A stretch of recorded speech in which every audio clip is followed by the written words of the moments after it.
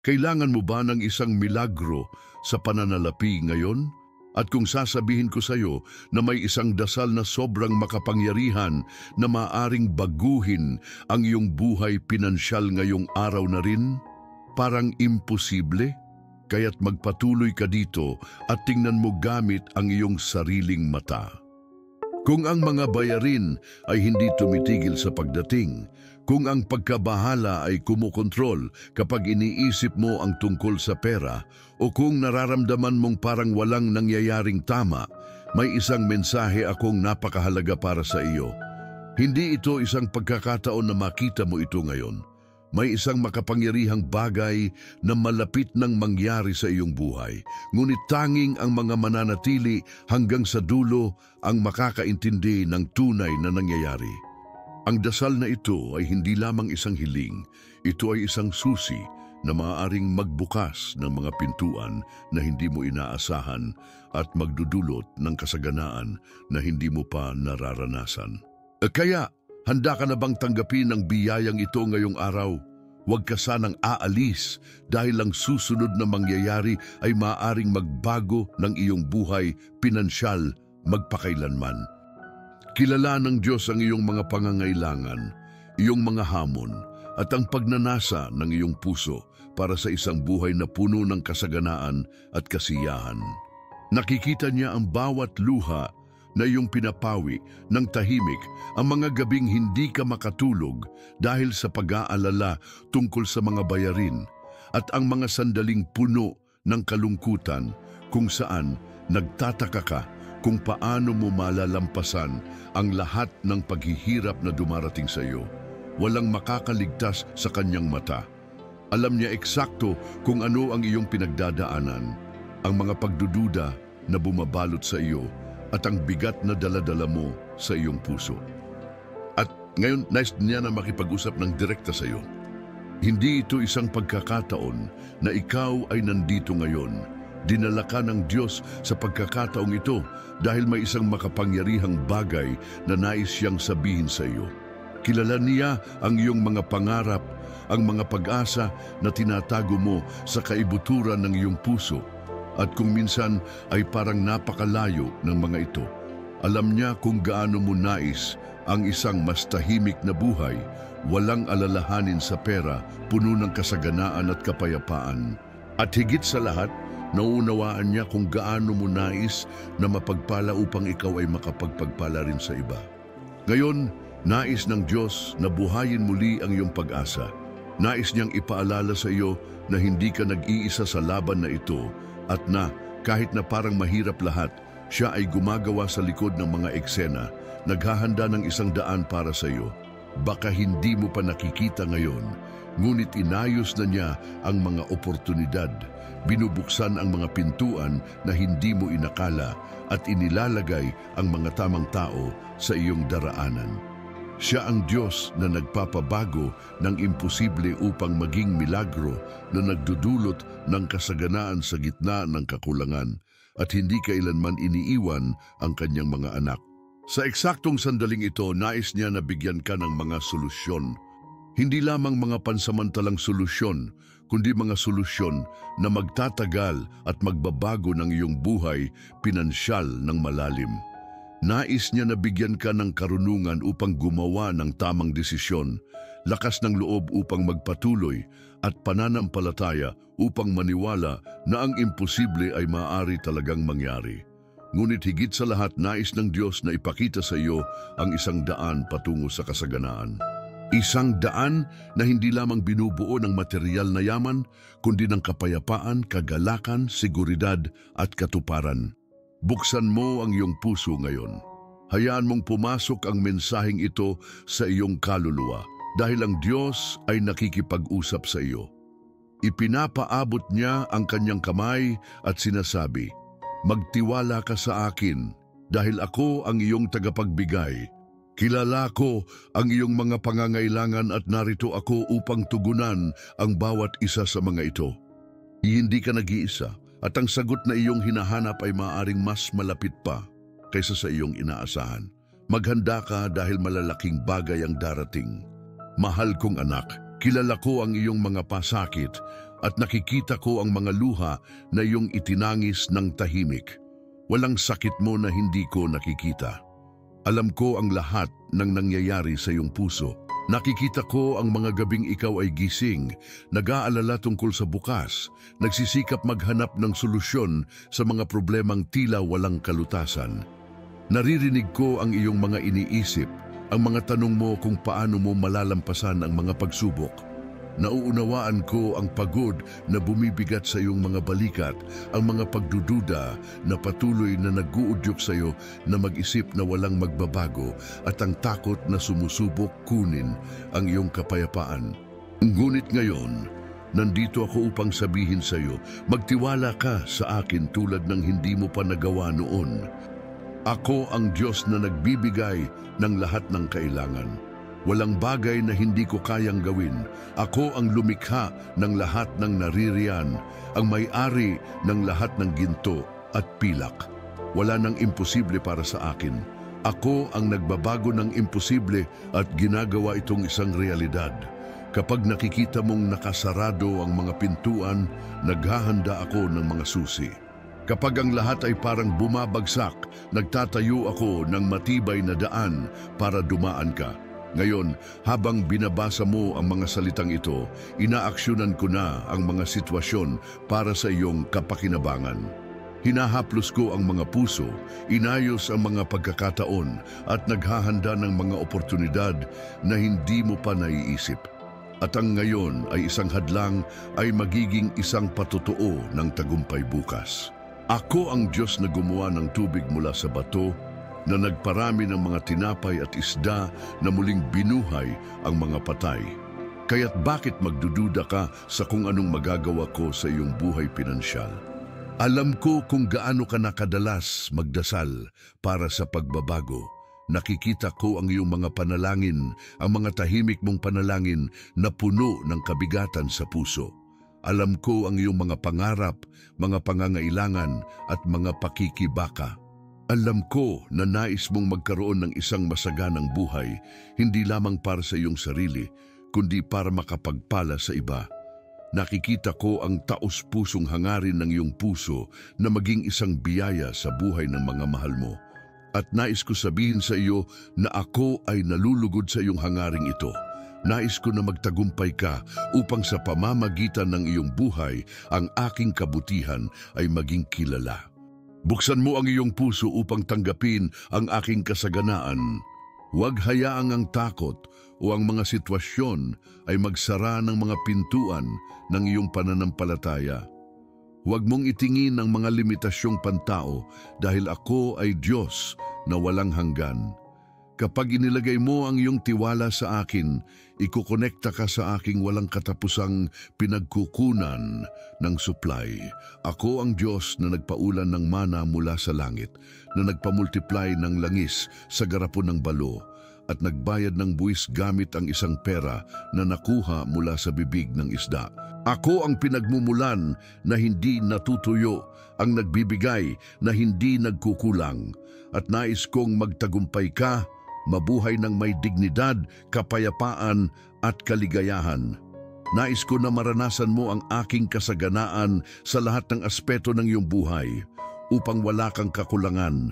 Huwag matakot sa kakulangan dahil ako ang iyong pastol at wala kang ikakalugi. Kapag sinabi ko na wala, ibig sabihin ay wala nga. Alam ko ang bawat detalye ng iyong buhay. Alam ko ang mga bayaring kailangang bayaran, ang mga responsibilidad na bumigat sa iyong mga balikat, ang mga pangarap na tila malayo pa. Nakikita ko ang iyong mga pagsisikap, ang mga laban na tinatahak mo sa tahimik na paraan, at ang mga pagkakataon na muntik ka nang mawalan ng pag-asa. Ngunit nais ko ipaalala sa iyo na hindi ka nag-iisa. Kasama kita sa bawat hakbang, bawat luha, bawat panalangin. At kaya mula ngayon, ipinag-uutos ko sa iyong buhay ang banal na kasaganaan, mga pintuang magbubukas at mga himalang solusyon. Binabasag ko ang mga tanikala na nagbabaluktot sa iyo, tinatanggal ang mga buhol na humahadlang sa iyong pag-unlad. Tinanggal ko ang mga hadlang na noon ay tila imposibleng pagtagumpayan at inilalagay ko sa iyong daraanan ang mga oportunidad na magpapabago ng iyong buhay pinansyal. Nagpapadala ako ng mga tamang tao para tulungan ka, mga makabagong ideya na magdadala sa iyo sa tagumpay at mga daan na magdadala sa iyo sa mga lugar ng kasaganaan. Ang mga dating imposibleng mangyari ay mangyayari ng hindi inaasahan. Ang nawawala ay maibabalik at ang akala mong natapos na ay muling magsisilbing buhay na may mas malakas na lakas. Magtiwala ka sa akin, panatilihin ang iyong pananampalataya kahit na ang lahat sa paligid mo ay parang nawawala. Ako ang Diyos na nagpapalabas ng araw pagkatapos ng bagyo, na nagiging kasiyahan ng lungkot at ang mga pagkawala ay nagiging tagumpay. Inililipat ko ang mga kalangitan at lupa para sa iyo. Huwag hayaang ang duda ay magpahinto sa iyo dahil ako ay kumikilos para sa iyong kabutihan kahit hindi mo nakikita. Ngayon hindi bukas, kundi ngayon makikita mo ang aking makapangyarihang kamay na nagpapala sa iyo.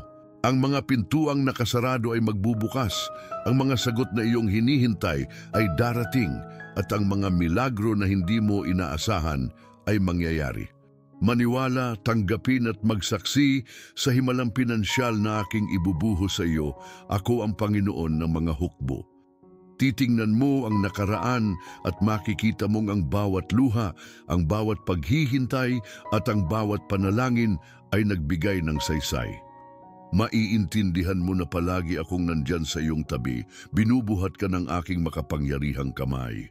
Mahal kita ng walang hanggan, isang pagmamahal na hindi nagtataglay ng pagkatalo. Alam ko ang bawat detalye ng iyong puso at alam ko kung ano ang pinakamabuti para sa iyo. Kahit na hindi mo nauunawaan ang mga nangyayari, magtiwala ka sa akin dahil ako ang may hawak ng lahat ng kontrol. Hindi kita iiwan. Sa mga oras ng pagsubok, ako ang iyong kalasag. Sa mga araw ng hirap, ako ang iyong kapayapaan. Sa mga panahong kakulangan, ako ang iyong supply. Walang makakapaghiwalay sa aking pagmamahal. Nandiyan ako ngayon. Hawak ang iyong kamay at ginagabayan ka patungo sa tagumpay. Huwag tumingin sa likod. Huwag mawalan ng pag-asa. Huwag sumuko. Ako ang Diyos na nagpasimula ng magandang gawa sa iyong buhay at ako ay tapat na tatapusin ito. Maglakad ka ng may kapayapaan dahil ang iyong tagumpay ay tiyak na. Malalaking bagay ang darating at makikita mo ang aking kaluwalhatian sa iyong buhay gaya ng hindi mo pa naranasan. Minamahal kong anak, nais kong maunawaan mo na walang bagay na nakakalampas sa aking kontrol. Nakikita ko ang mga bagay na hindi mo nakikita. Alam ko ang darating at inihahanda ko ang lahat upang matanggap mo ang pinakamaganda. Ang mga paghihirap na iyong hinarap ay hindi na sayang. Ako ay nagpapanday sa iyo, nagpapalakas at naghahanda sa iyo upang mabuhay ang mga bagay na inihanda ko para sa iyo. At ang inihanda ko para sa iyo ay higit pa sa iyong maiisip. Hindi ko lang nais na tugunan ang iyong mga pangangailangan. Nais ko ring bigyan ka ng kasaganaan upang mag-overflow ka at maging daluyan ng mga pagpapala sa buhay ng marami. Nais mo bang malaman kung bakit ka nakaranas ng mga pagsubok? Bakit parang napakahirap sa iyo samantalang ang iba ay tila madali lang? Sinasabi ko sa iyo, ito ay dahil may dakilang layunin ako para sa iyong buhay. Inihahanda kita para sa mas mataas na bagay. Tinuturuan kita na magtiwala sa akin, magdepende sa akin, at kilalanin na ang bawat tagumpay ay nagmumula sa aking mga kamay. Hindi ka nakalimutan.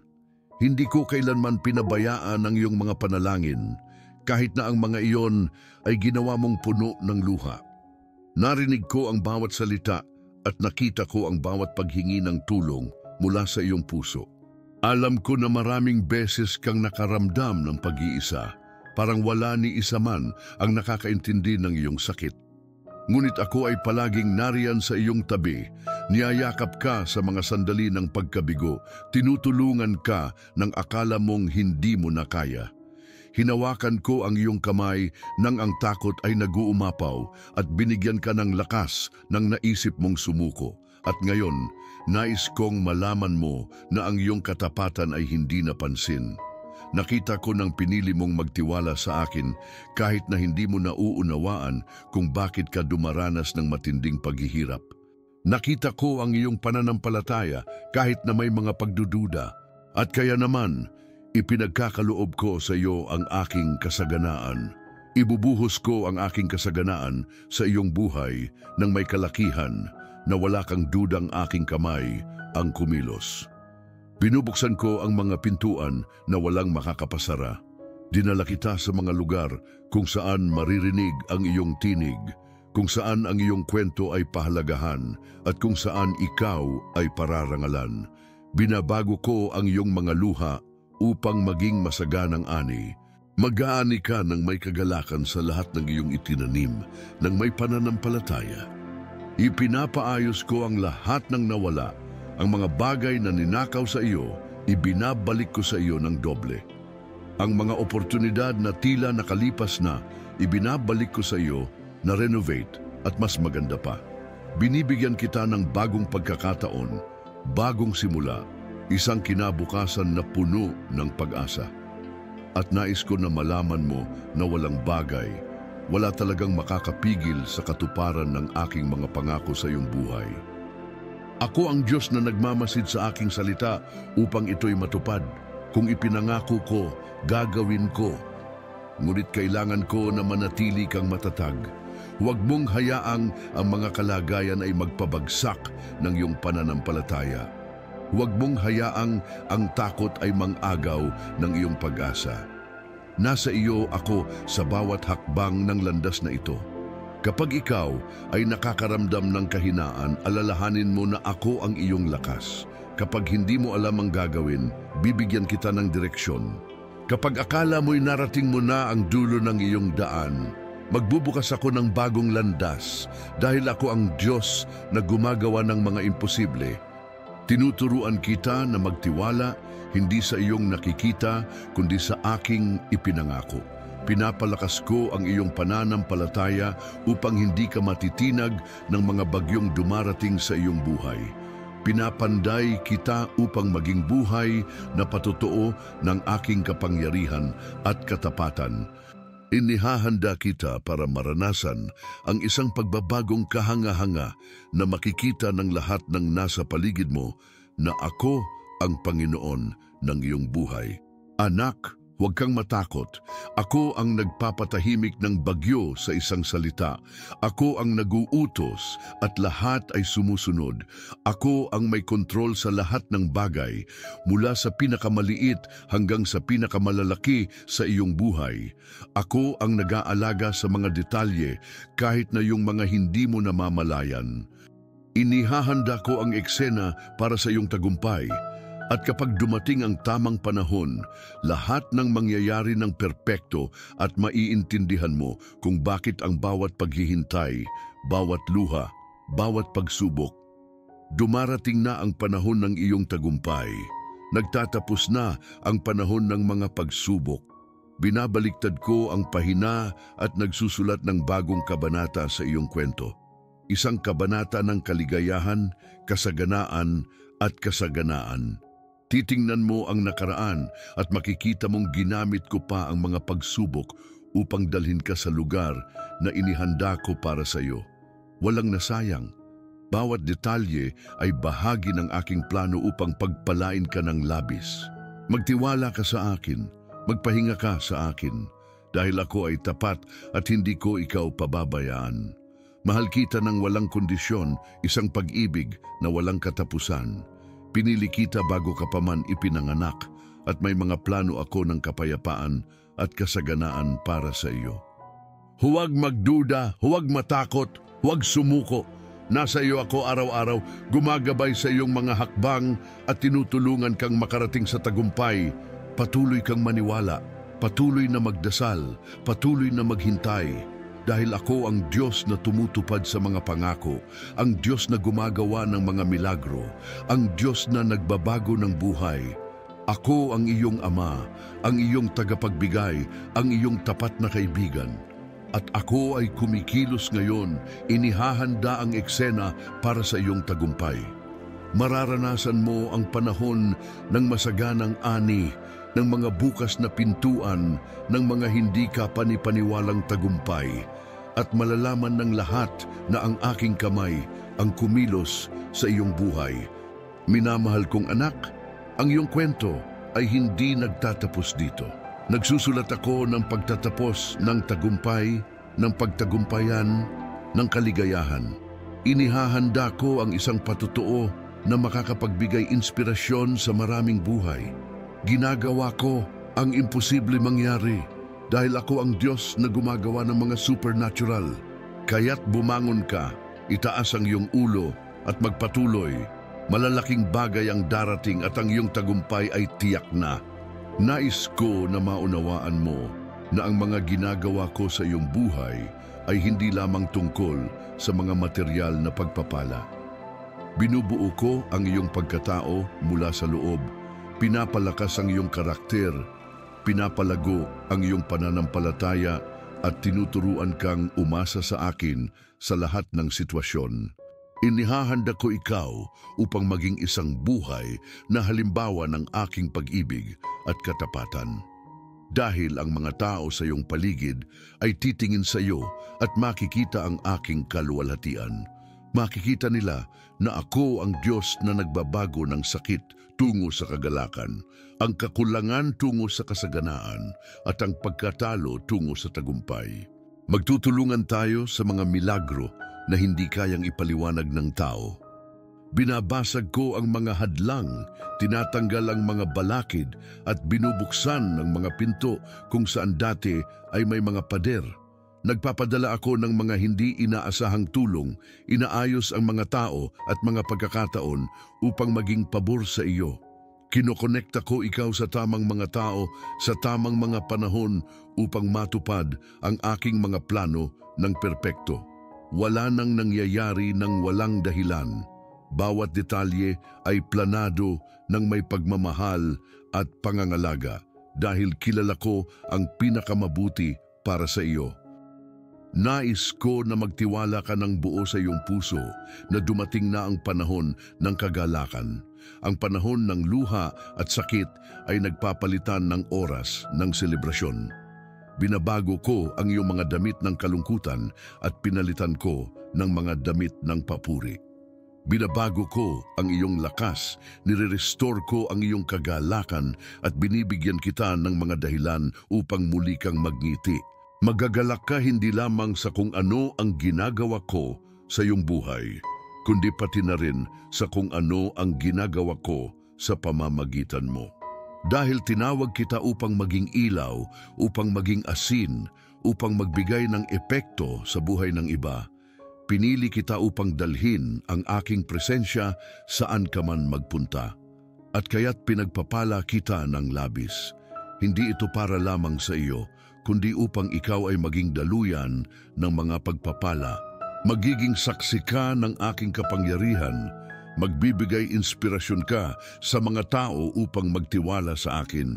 Ibabahagi mo ang iyong kwento ng tagumpay at ipapakita mo na ako ang Diyos ng mga imposible. Ngunit nais ko na alalahanin mo ang isang mahalagang bagay, manatiling mapagpakumbaba. Huwag mong hayaang makapasok ang pagmamataas sa iyong puso. Alalahanin mo kung saan kita kinuha ang mga gabing ikaw ay umiiyak at akala mo wala ng paraan. Alalahanin mo na ang aking biyaya ang nagbigay sa iyo ng lakas, aking kamay ang nag-angat sa iyo at aking pag-ibig ang nagpalakas sa iyo. Dahil iginagalang ko ang mga nagagalang sa akin at binibigyan ko ng mataas na pagkilala ang mga may mapagpakumbabang puso. Ibinibigay ko sa iyo ang mga pangarap na hindi mo pa kayang hingin. Ginagawa ko ang mga lihim na hiling ng iyong puso, ang mga hindi mo kayang ipahayag na akala mo'y imposibleng mangyari. Narinig ko silang lahat. Kilala ko ang bawat isa sa iyong mga nais at tinutulungan kita sa mga pambihirang kaloob mula sa langit. Binibigyan ko ikaw ng higit pa sa iyong hiling dahil ako ang Diyos na gumagawa ng mas higit pa kaysa sa inaasahan mo. Mamumuhay ka ng isang panahon ng masaganang ani na hindi mo kayang ipunin mag-isa. Pinagpapala kita upang ikaw ay magpala ng iba. Pinararamihan ko ang iyong mga mayroon upang maabot ang mga buhay, magdulot ng epekto at magbago ng mga kwento. Manghihiram ka ngunit hindi mangungutang. Ikaw ay magiging ulo at hindi buntot. Magiging halimbawa ka ng pananampalataya, ng tagumpay at ng tagumpay. Dahil ako ang Panginoon na sumusuporta sa iyo, nagpapayaman sa iyo at nagpapatagumpay sa iyo. At kapag nasaksihan mo ang lahat ng ito, huwag kalimutan magpasalamat. Huwag kalimutan na hanapin ako hindi lamang dahil sa mga bagay na kaya kong ibigay, kundi dahil sa kung sino ako. Ako ang iyong ama, ang iyong tagapag-ingat, ang iyong tagapag-aliw. Mahal kita ng walang kondisyon, hindi dahil sa iyong mga gawa, kundi dahil sa kung sino ka para sa akin. Ikaw ang aking minamahal na anak at wala nang makakapagbago nito. Kaya't magtiwala ka sa akin. Huwag mong tingnan ang mga pangyayari, kundi ang mga pangako. Huwag magtuon sa mga pagsubok, kundi magtuon sa akin. Ako ang mas dakila kaysa sa anumang problema. Ako ang mas makapangyarihan kaysa sa anumang pagsubok. Ako ang parehong Diyos kahapon, ngayon at magpakailanman, at ako ang nag-aalaga sa lahat ng bagay. Ngayon, idineklara ko na ang kasaganaan ay tumutok sa iyong pintuan. Ibubuhos ko ang ulan ng mga pagpapala sa iyo, binubuksan ang mga pintuan ng langit at pinupuno ang iyong buhay ng aking kasaganaan. Maghanda ka upang maging saksi sa mga kababalaghan, upang maranasan ang mga hindi pangkaraniwan at upang tamasahin ang aking pabor ng walang hangganan. Inaalalayan kita sa isang panahon ng kapayapaan, ng pahinga, ng kasaganaan. Inaalis ko ang lahat ng pagkabalisa, lahat ng alalahanin at lahat ng pagdududa. Binibigyan kita ng katiyakan na lahat ay nasa aking kontrol. At sa hindi inaasahang panahon, makikita mo ang aking makapangyarihang kamay na bumangon sa iyo, magpapala sa iyo, at magpapayaman sa iyo, lampas pa sa iyong mga pangarap. Magtiwala ka, minamahal na anak, dahil ako ang Diyos na nagmamahal sa iyo at hindi ka iiwan. Nandyan ako ngayon, bukas, at sa lahat ng araw ng iyong buhay, at walang makakapigil sa katuparan ng aking layunin sa iyong buhay. Ikaw ay akin at ako ay iyo. Magpunta ka sa kapayapaan na may pusong puno ng pag-asa dahil ang iyong tagumpay ay naipahayag na sa langit. Ngayon, minamahal na anak, panahon na para tatakan ang sandaling ito ng pananampalataya at tiwala sa iyong puso. Tanggapin mo ang mensaheng ito na may katiyakan na hindi lamang ito mga salitang sinabi sa hangin, kundi isang katotohanan na makikita mo ng makapangyarihan sa iyong buhay. Nasa harap ka ng Diyos na nakikinig sa iyong mga panalangin, nakikilala ang iyong puso at kumikilos para sa iyong kabutihan. Hindi lamang niya alam ang iyong mga pangangailangan, kundi handa siyang tugunan ang mga ito sa mga pambihirang paraan, higit pa sa iyong imahinasyon.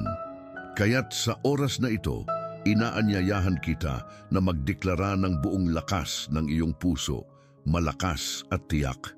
Naniniwala ako at tinatanggap ko.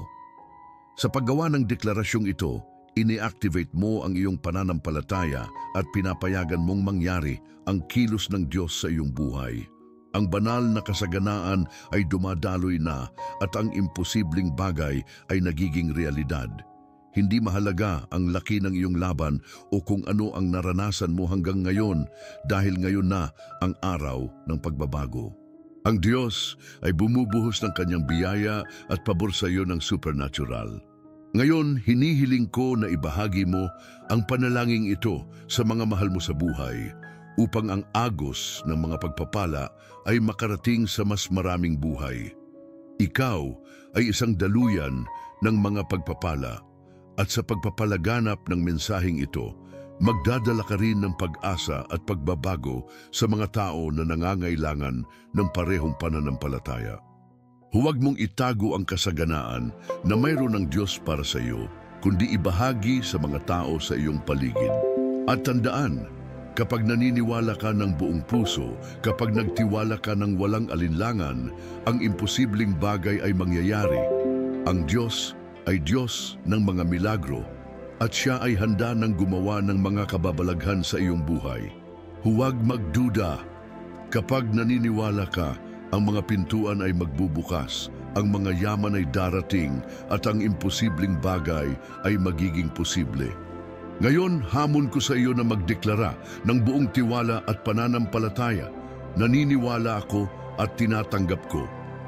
Ang banal na kasaganaan ay sumasa iyo at walang hangganan sa kung ano ang kayang gawin ng Diyos. Naway pagpapalain ka ng sobra at ang kanyang kapayapaan, biyaya at pabor ay sumama sa iyo sa lahat ng araw ng iyong buhay. Amen!